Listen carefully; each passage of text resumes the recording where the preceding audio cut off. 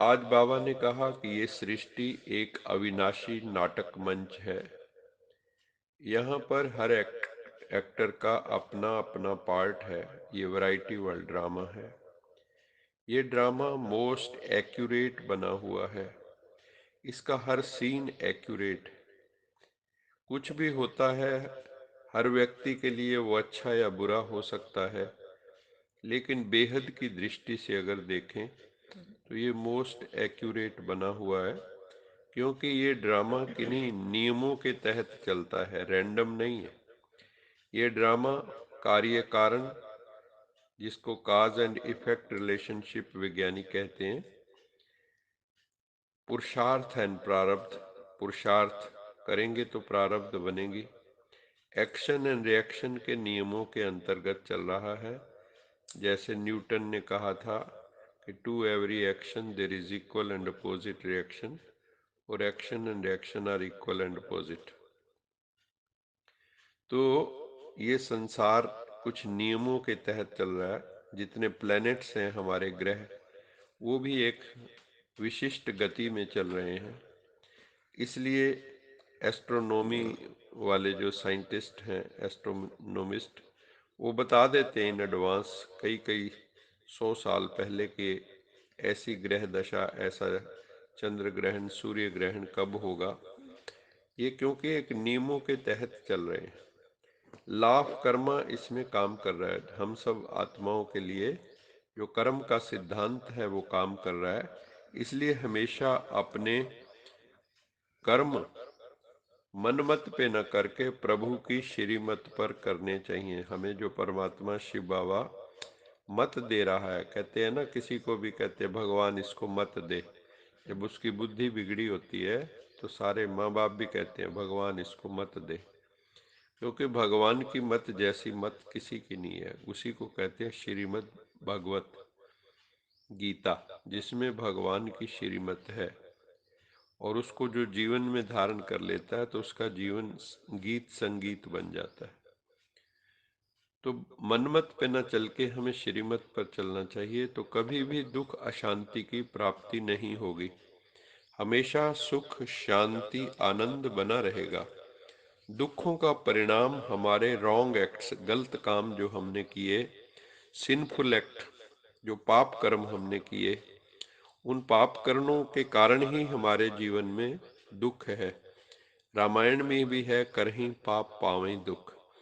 पाप करने का फल दुख है। अगर आज हमारे जीवन में कोई दुख है तो उसके लिए कोई और रिस्पॉन्सिबल नहीं है, हम ही रिस्पॉन्सिबल हैं, हम ही जिम्मेवार हैं। तो इसलिए बाबा कहते हैं कि अपने कर्मों को अभी हमें सुधारना है। उसकी यात्रा कहाँ से शुरू होगी? मन से। मन में श्रेष्ठ संकल्प हो, श्रेष्ठ नियत हो, हमारी इंटेंशन श्रेष्ठ हो, हमारी वाणी मधुर हो, सत्य हो, अहिंसक हो, कर्म श्रेष्ठ हो, उत्कृष्ट हो, मानव मात्र का कल्याण करने वाले हों। अगर ऐसे हमारे कर्म होंगे तो दुख जीवन में आ नहीं सकता। दुख पाप का ही परिणाम है।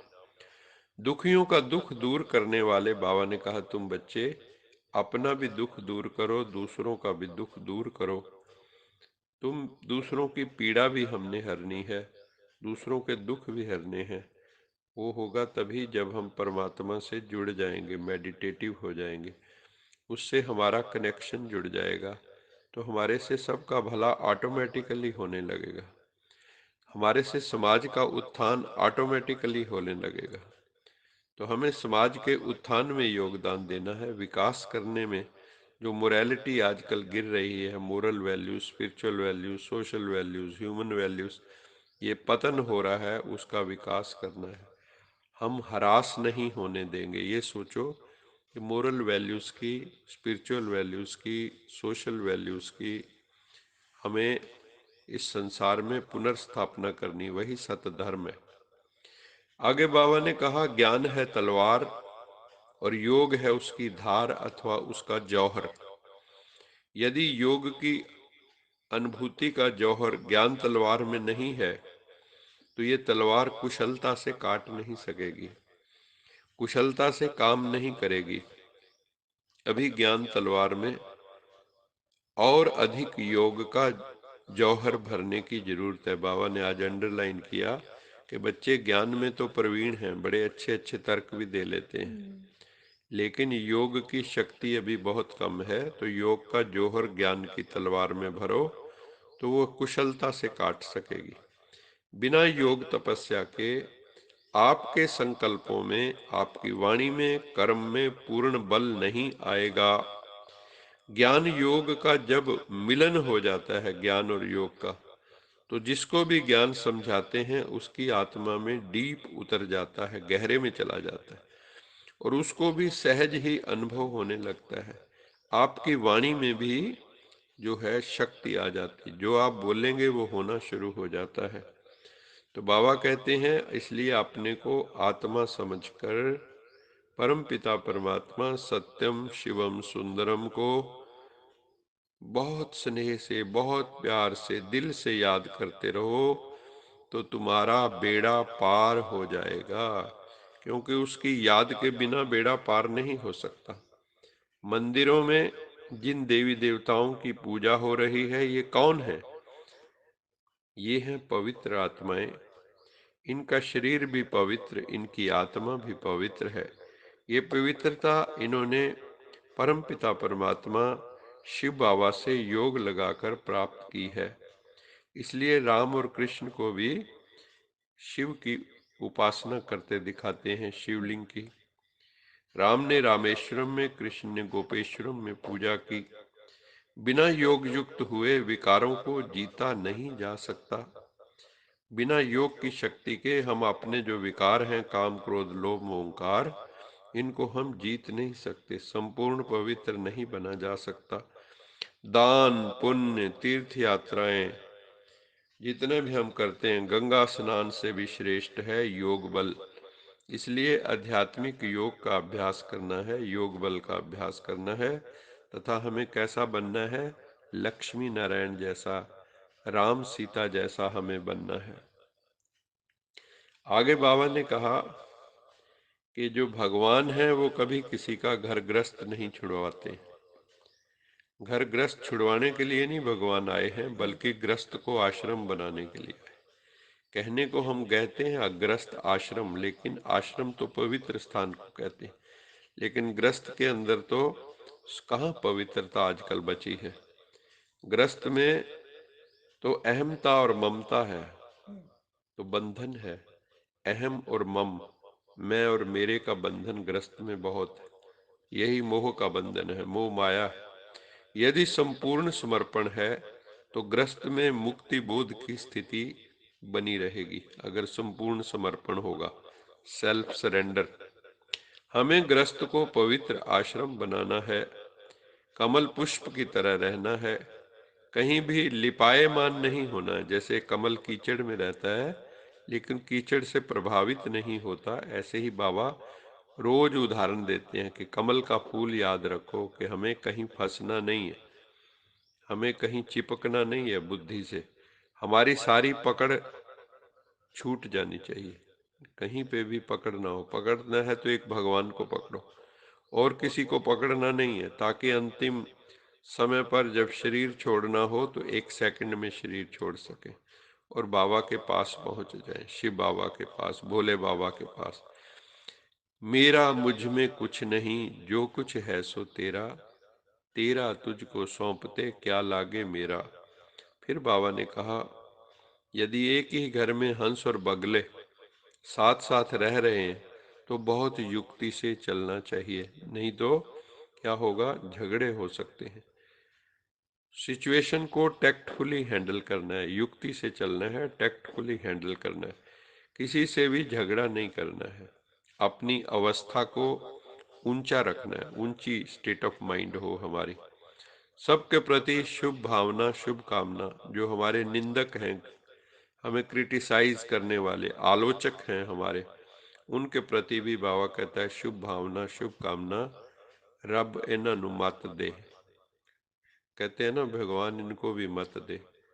ईसा मसीह को जिन्होंने सूली पे चढ़ाया, उनके लिए भी ईसा मसीह ने कहा हे भगवान इन्हें माफ कर देना, क्योंकि ये नहीं जानते कि ये क्या कर रहे हैं, इतने अनाड़ी हैं।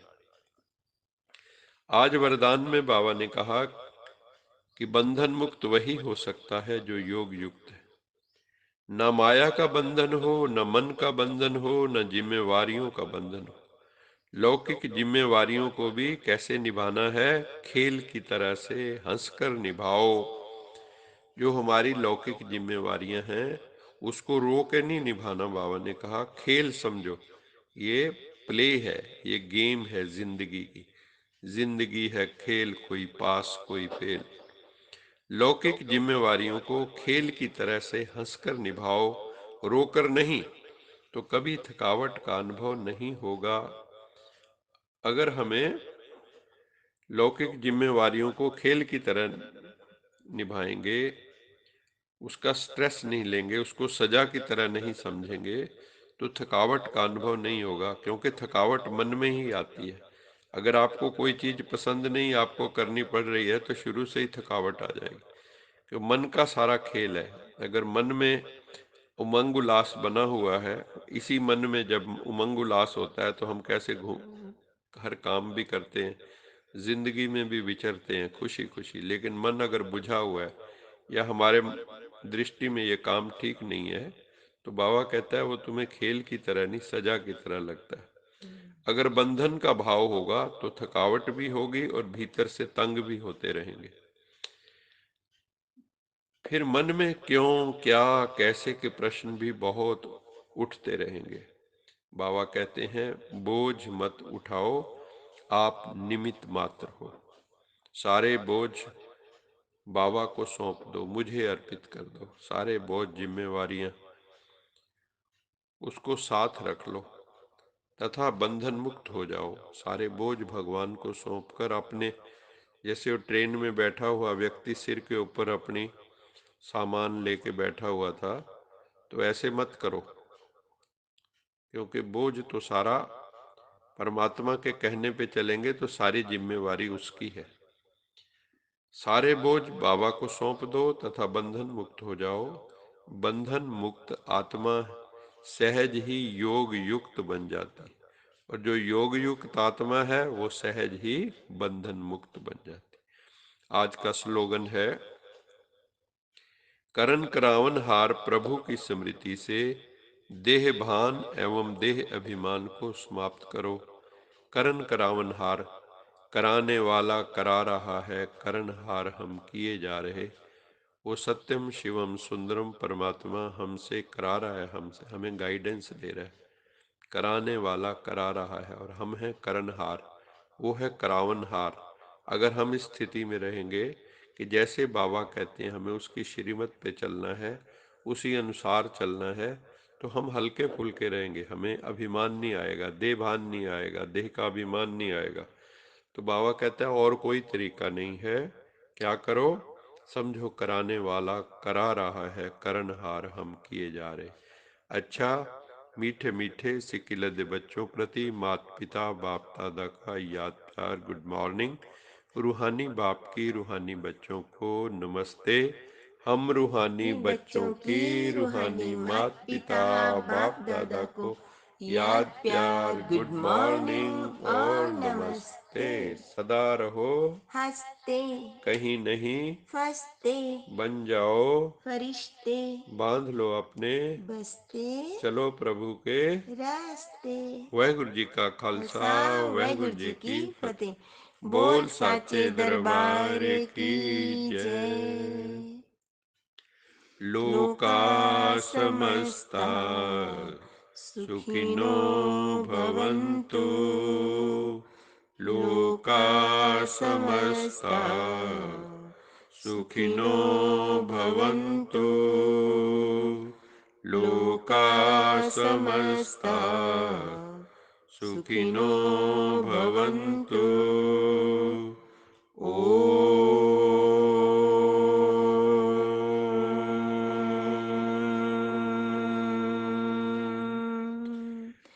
शांति